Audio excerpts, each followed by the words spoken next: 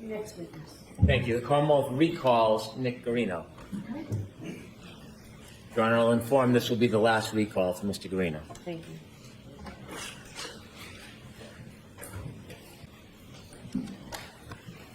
May I proceed? Yes.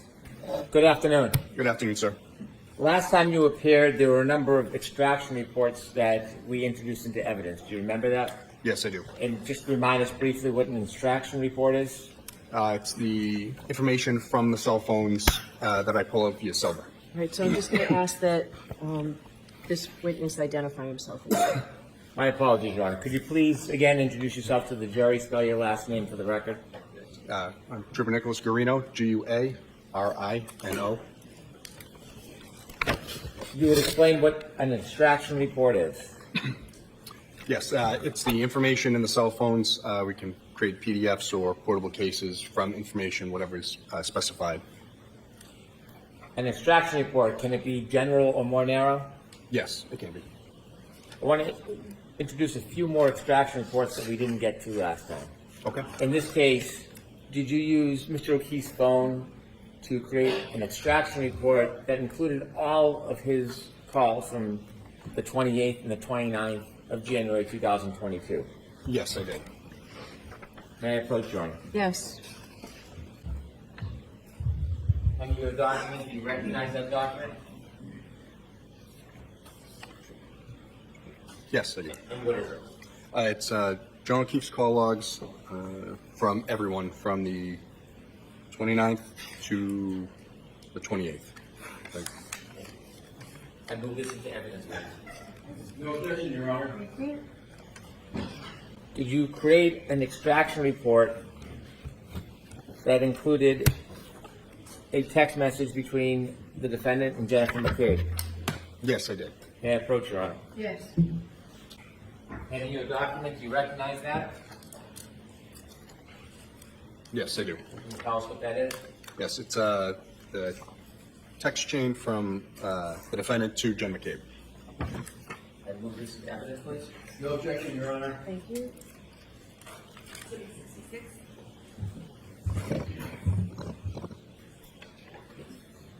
One moment. With the court's permission, could Mr. Guarino read this to the jury? Okay.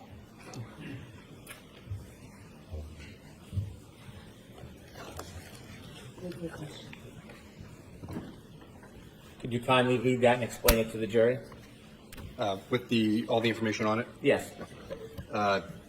This is from the defendant to Jen McCabe, 7:26:52 a.m. on the 29th. It says, "Can you send me Kerry's number?"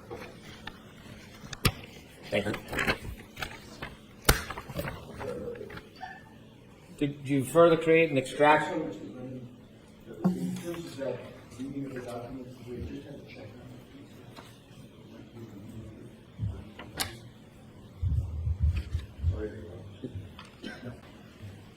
you review that again?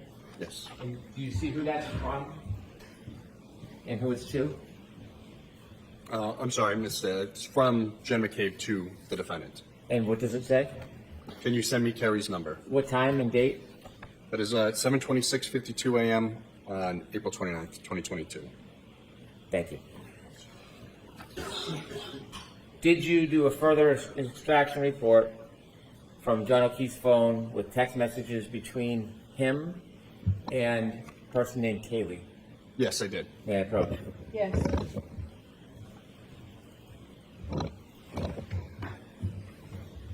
You recognize that?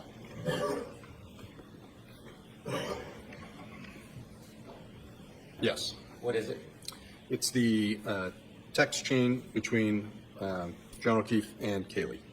The date? It goes.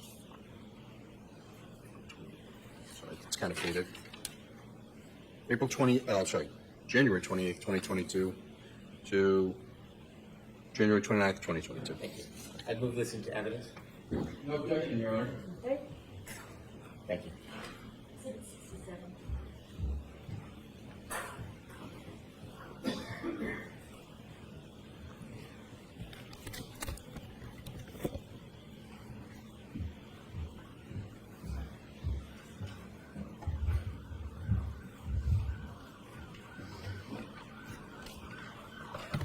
Trooper Guarino, we're done with extraction reports. Okay. Did you have an opportunity to obtain phone messages, phone calls, and text messages between the defendant and Mr. O'Keefe?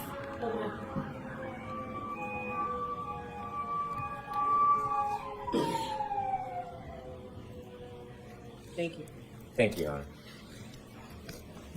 Trooper Guarino, did you have an opportunity to obtain phone calls, voice messages, and text messages from the defendant to Mr. O'Keefe's phone on the evening of January 29th, 2022? Yes, I was. Where did you get the phone call records from? From John O'Keefe's phone. Where did you get the voicemails from? Also from John O'Keefe's phone. Where did you get the text messages from? From John O'Keefe's phone.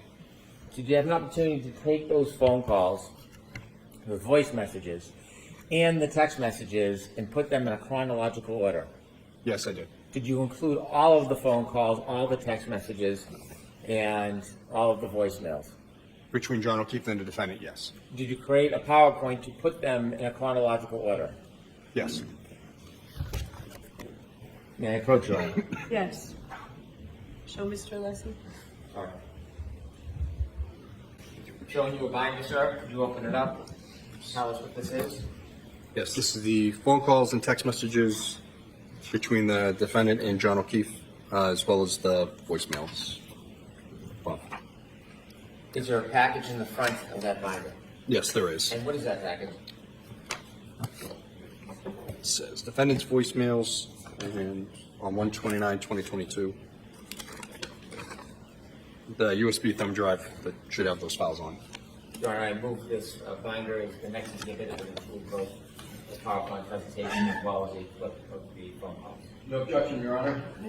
Should, yes. Do you need the thumb drives? I don't. Okay. With the court's permission, I'd ask that Trooper Guarino take us through the PowerPoint presentation. Yes. Thank you.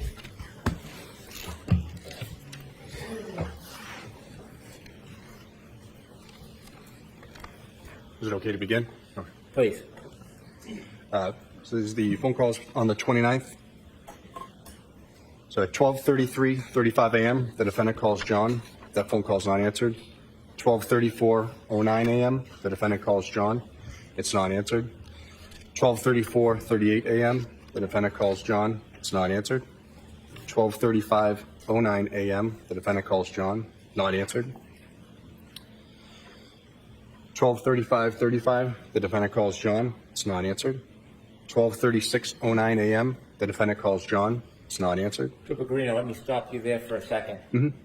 Did you look into any internet connection between the defendant's phone and the router and the internet connection at Meadows Ave, John O'Keefe's home that night? Yes, at 12:36:39 a.m., the defendant's phone auto connects to the Wi-Fi HATSFAM 123. Are you familiar with the router at Mr. O'Keefe's home? I have not done a look at it in person, but that's the known network that's listed under it. There's two, HATSFAM 123 and O'Keefe 74. Did you learn the range that a connection must be in order to connect to his router? Yes, so depending on the router, it's either a 2.4 gigahertz or 5 gigahertz radio band or signal band, I should say. Depending on which one it's connecting to, which band, it's either 150-foot indoor range or up to 300 feet outdoor. So again, when you pull into your home, sometimes you can still be connected to your home Wi-Fi in the driveway. And again, can you give us the time of the connection between the defendant's phone and Mr. O'Keefe's router at Meadows Ave that night? Yes, 12:36:39 a.m. Please continue. At 12:36:40 a.m., the defendant calls John. It's not answered. At 12:37:08 a.m., the defendant calls John, and voicemail number 1 is left with voice. Ms. Gilman, would you kindly play the voicemail for 12:37:08?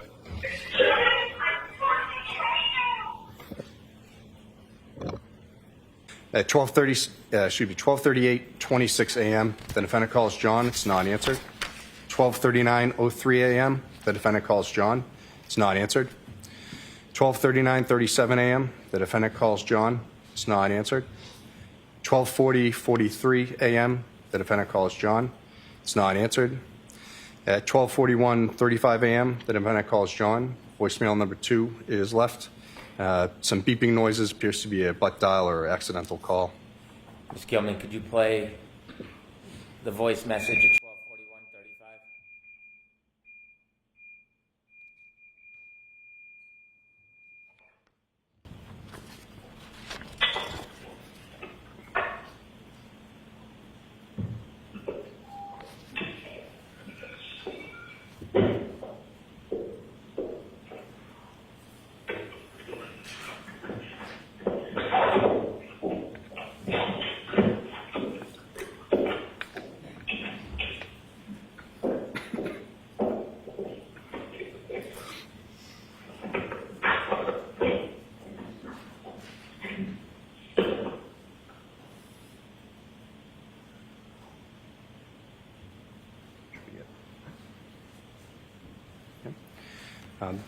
The defendant then texts John O'Keefe at 12:55:31 a.m. on the 29th, "I'm going home." The defendant texts John O'Keefe, "See you later," at 12:55:50 a.m. on the 29th. At 12:58:19 a.m., the defendant calls John. It's not answered. 12:58:47 a.m., the defendant calls John. It's not answered. 12:59:24 a.m., the defendant calls John. Voicemail number 3 is left with voice. Ms. Gilman? John, I'm here with your fucking kids. Nobody knows what the fuck you want, you fucking pervert.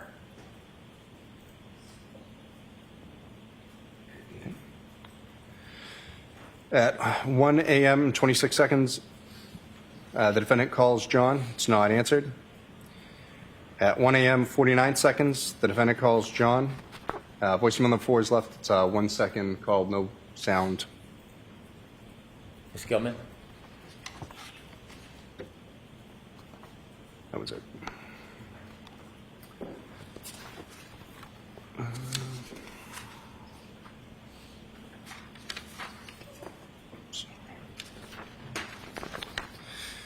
The defendant texts John O'Keefe, "Your kids are cucking alone," at 1:02 a.m. on the 29th.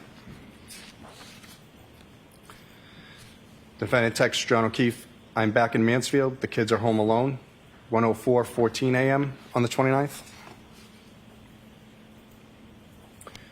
At 1:10:17 a.m., the defendant calls John. Voicemail number 5 is left with voice.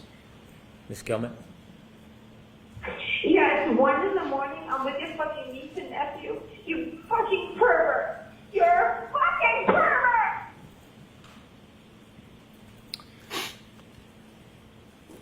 At 1:10:44 a.m., the defendant calls John. It's not answered.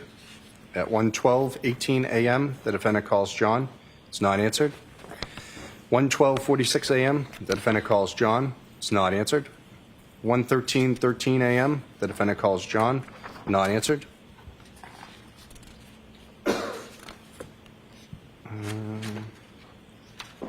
Sorry.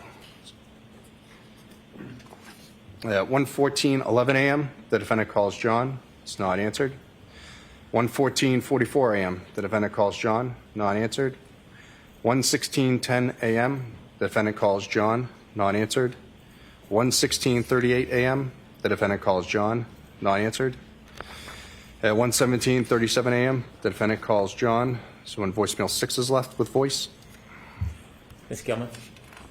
John, I'm going home. I cannot babysit your niece. I need to go home. You are fucking using me right now. You're fucking another girl. Kim's sleeping next to me. You're a fucking loser. Fuck yourself.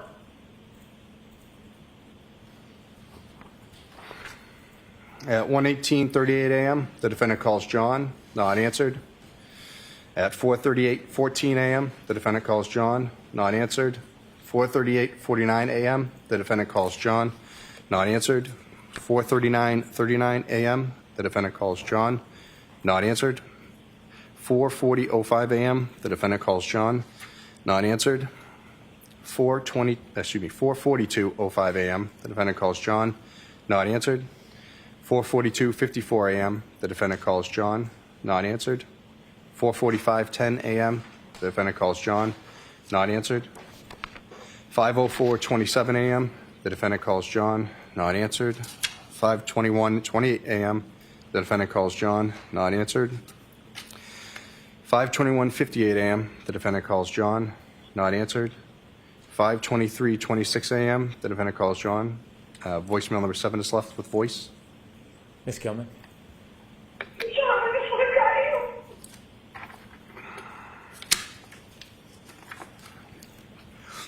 At 5:24:27 a.m., the defendant calls John.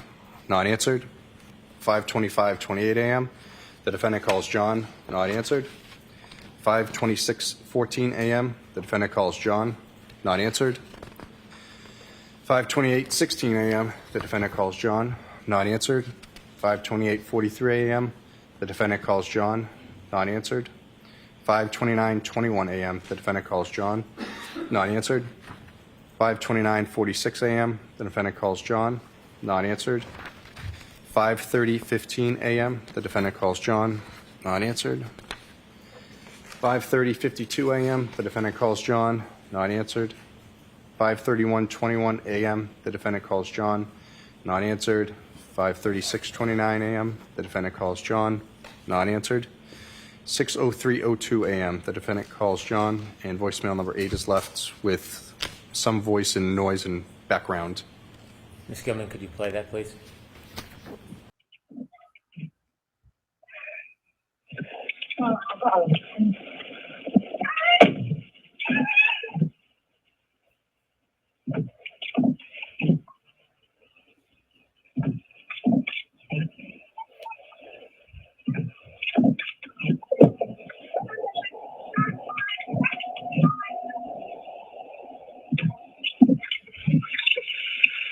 Yes, I need someone to see 34th Yearby Road, Vietnam. There's a man passed out in the snow.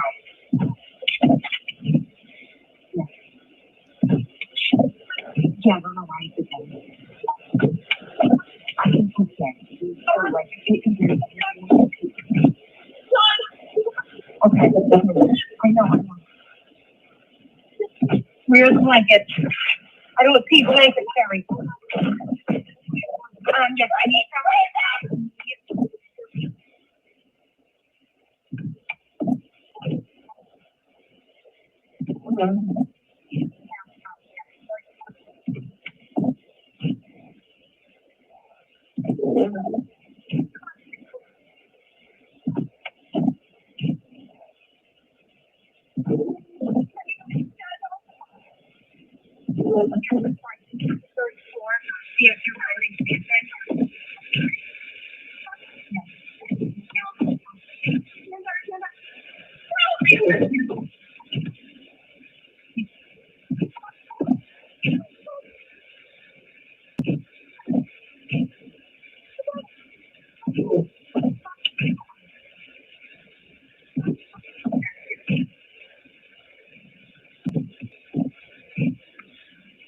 John is 46 years old.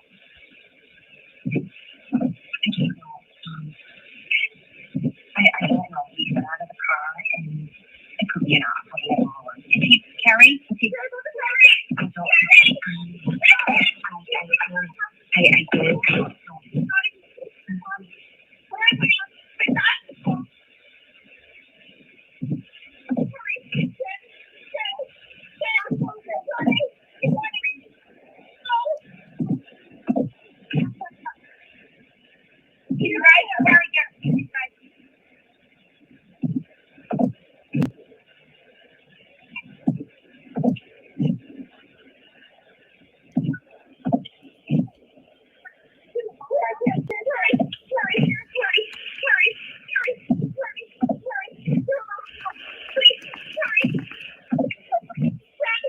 I know, I'm on the phone with the ambulance. I know, honey, I know.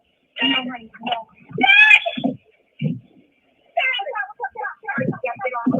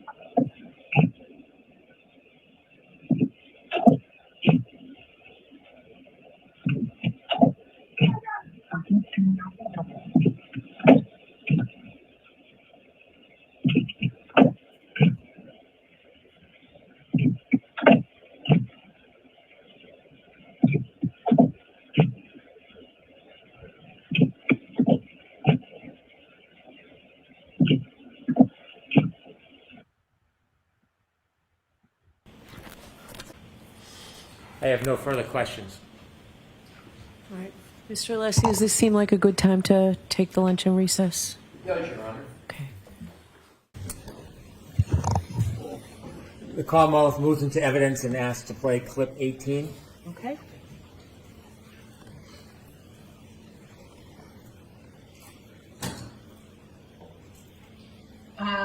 So when John got out of the car at Brian Albert's house, he took my full wine and soda, which is sitting in the cup holder. All right, your next witness. One more, please, Your Honor. The Commonwealth moves into evidence and seeks to play clip number 17, please. Okay.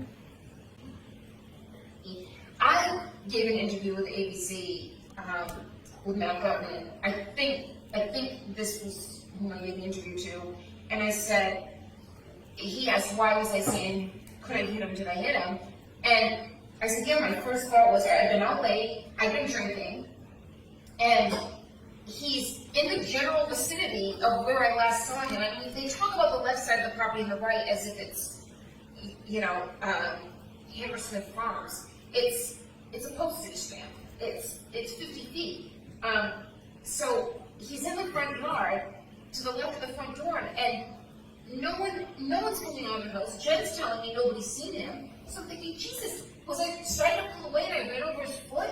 Like, he's roughly where I left him. So yeah, when I found him, I was thinking, did I clip him somehow? Yeah, Your Honor. Yes. I'd like to introduce clip 1 and play it for the jury.